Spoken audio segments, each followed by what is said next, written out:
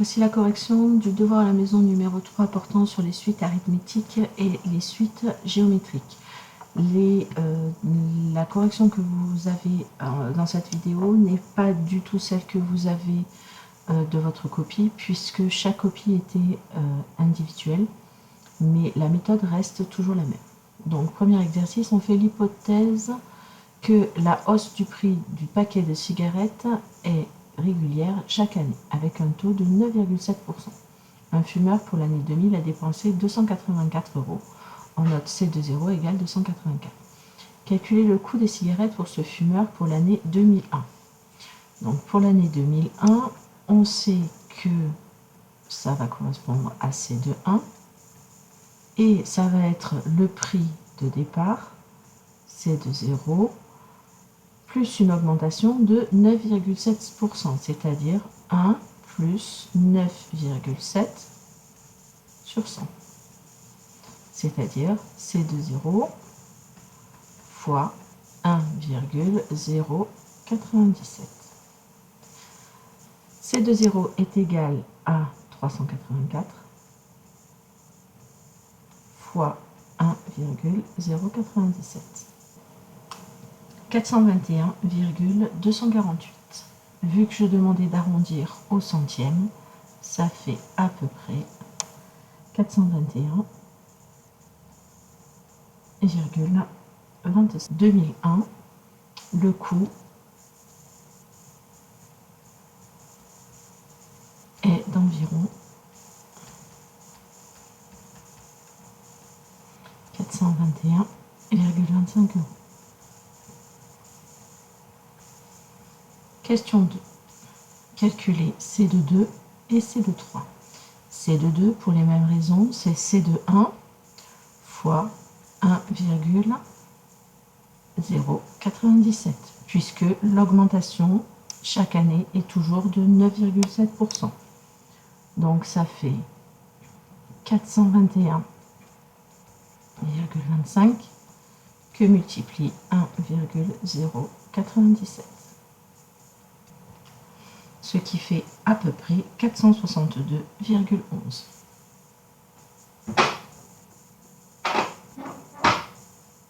C23 est égal à C2 que multiplie 1,097. Pour les mêmes raisons, ce qui fait 462,11 que multiplie 1,097. Ce qui nous donne à peu 506,93.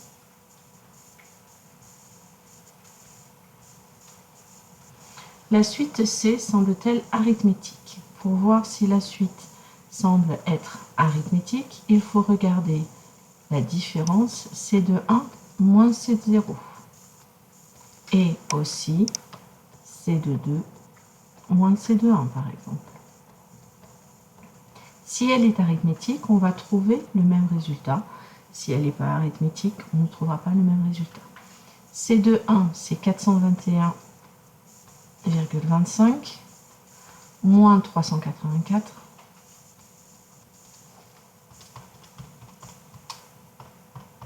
ce qui nous donne 37,25.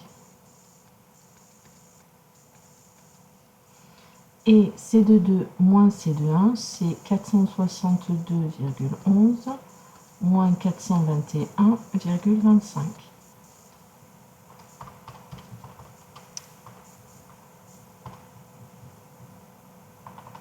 Ce qui fait 40,86.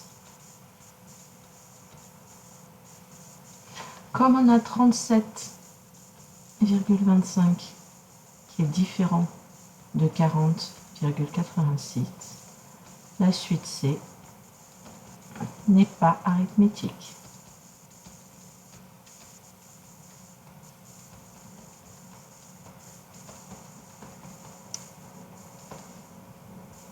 Question 4. La suite C semble-t-elle être géométrique? De la même manière, on calcule C1 que divise C0. Mais C1 divisé par C0, si on reprend le calcul, ça va nous donner 1,097. et C de 2 divisé par C de 1. Pour les mêmes raisons au niveau du calcul, c'est égal à 1, donc C semble géométrique. On ne l'a pas prouvé, il va falloir le prouver maintenant.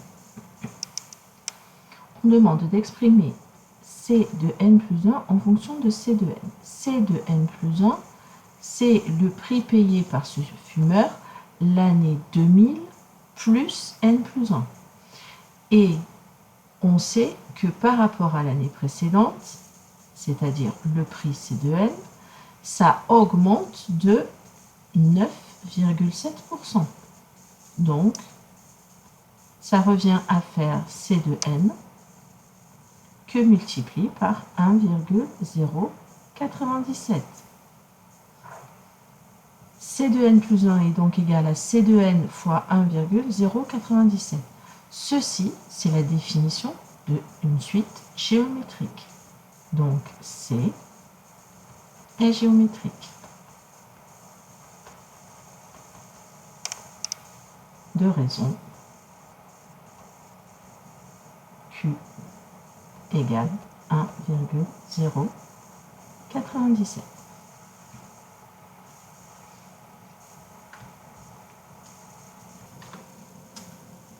À la question 7, je demande de déterminer à l'aide de votre calculatrice le prix payé pour ce fumeur pour l'année 2023.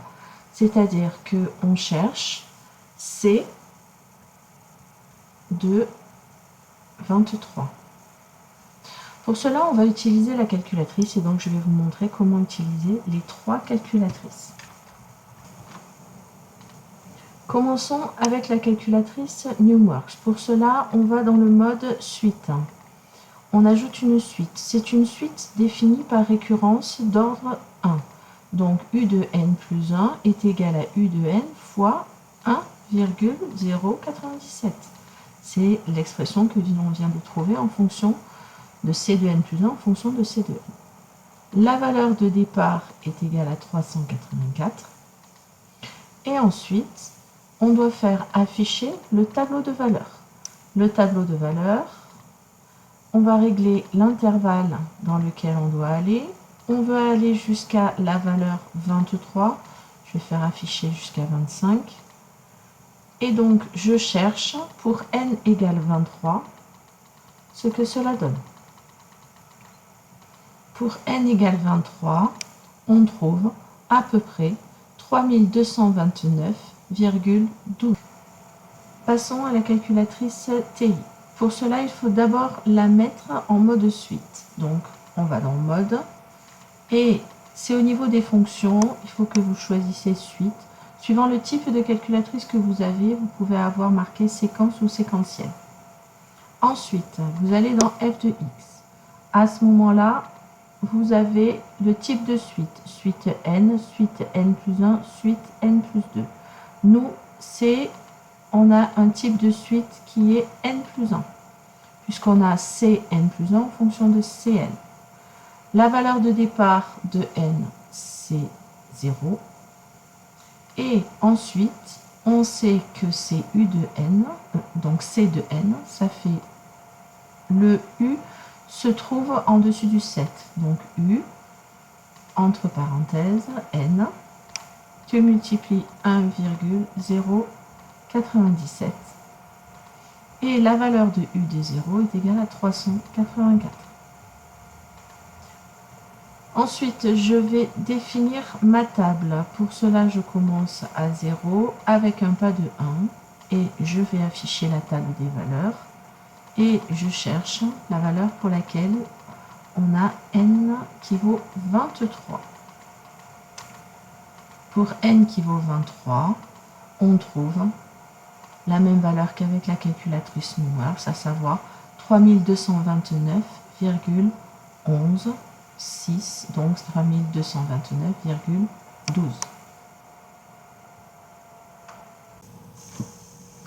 On passe maintenant à la calculatrice Casio. Donc pour accéder au mode suite, c'est le mode récurrence, donc 8. il faut choisir le type de suite d'abord. La suite, c'est Cn plus 1 égale 1,097 fois Cn.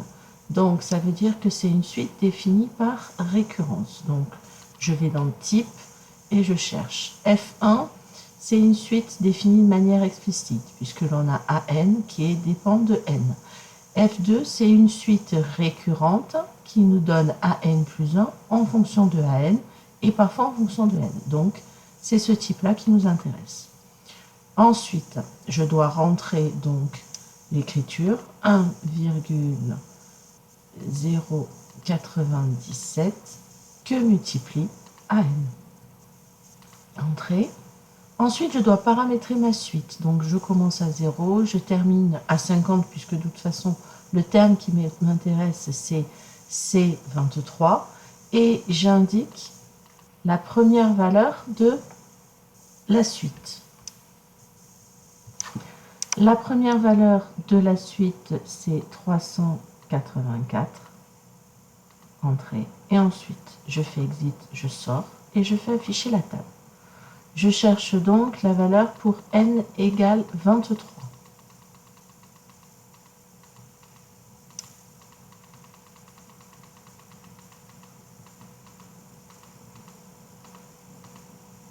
Donc, on obtient pour n égale 23 ce que l'on a déjà obtenu avec l'autre calculatrice, à savoir 3229,12 à peu près. Donc, le prix payé pour l'année 2023 est d'environ 3229,12 €. Passons à l'exercice 2.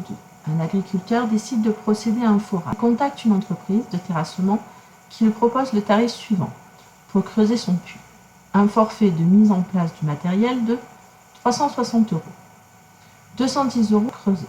On note P, la suite qui donne le prix à payer en fonction de la profondeur du puits. Que vaut P de 0? P de 0, c'est le prix payé avant qu'on ait commencé à creuser, c'est-à-dire la mise en place du forfait. Donc ça vaut juste 360. Deuxième question, que vaut P de 1? P de 1, c'est 360 plus 1 mètre creusé au prix de 210 €. Donc, c'est-à-dire 360 plus 210. Ce qui fait 570. P de 2, c'est le prix payé pour creuser 2 mètres, donc 2 fois 210. Ce qui fait 360 plus 420, ce qui fait 780. Question 3. La suite Pn semble-t-elle arithmétique? Si je fais P de 1 moins P de 0, c'est-à-dire 570 moins 360, je trouve 210. Si je fais P de 2 moins P de 1, c'est 780 moins 570, ce qui fait 210 aussi. Donc, comme c'est égal, P semble arithmétique. En aucun cas, on a démontré que la suite P est arithmétique. C'est juste une supposition. Exprimez P de n en fonction de n. P de n, c'est le prix payé lorsque l'on creuse n mètres, c'est-à-dire 360 plus n fois 210. Exprimez P de n plus 1, c'est le prix payé lorsqu'on creuse n plus 1 mètre, c'est-à-dire 360 plus n plus 1 fois 210, ce qui fait 360 plus 210 n plus 210, c'est-à-dire 570 plus 210 n. Question 6. Calculer P de n plus 1 moins P de n. P de n plus 1 moins P de n est donc égal à 570 plus 210 n moins, et on n'oublie pas d'ouvrir une parenthèse pour écrire P de n, 360 plus 210 n.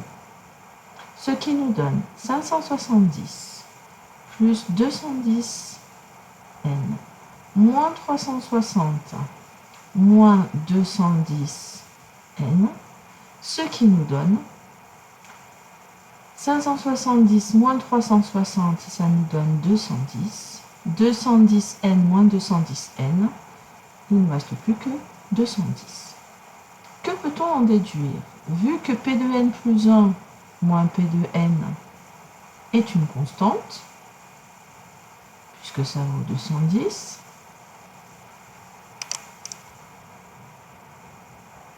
P est arithmétique.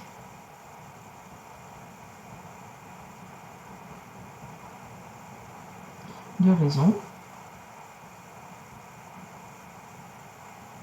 R égale 210. Déterminez à l'aide de votre calculatrice le prix payé si le puits a une profondeur de 33 mètres.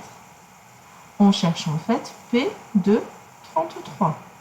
P de 33, d'après l'expression que l'on a donnée de P de n, c'est 360 plus 33 fois 210.